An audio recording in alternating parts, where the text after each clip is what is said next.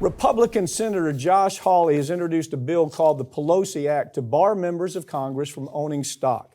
Really what it's about is we have Congress has been, they've had this free ride to engage in insider trading.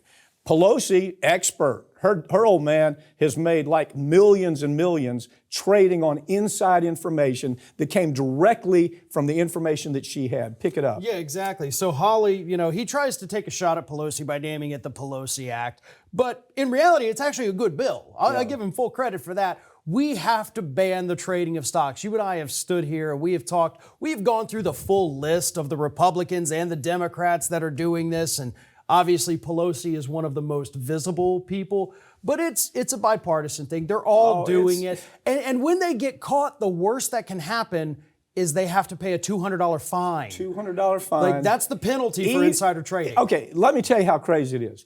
If a congressman is in committee and they are engaged in an investigation that's closed door, they're taking like the chip. Let's talk about the chip. This is, this was everybody found out about it finally, but this is where you had Pelosi's husband that was taking this information and trading on it because he knew that government was getting ready to put a ton of money into that business, right? Yeah, exactly. That is exactly what happened. The government wanted computer chips made here in the United States.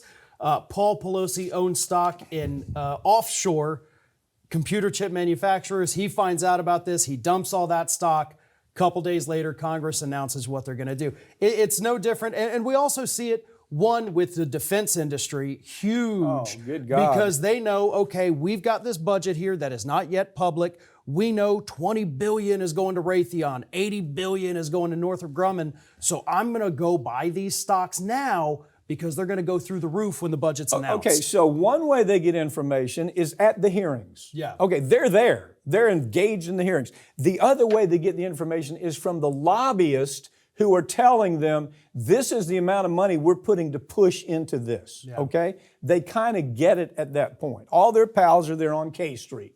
And they come off of K Street and said, we're really going to push this one. Well, okay, well, I guess it's time for me to invest. Nobody goes to jail. The average American citizen, if they did that, even the dysfunctional Department of Justice would go after that person. But they let them go with a $200 fine. If they even enact the fine, which they very rarely do, even when it is so blatant that this is taking place. Jeez.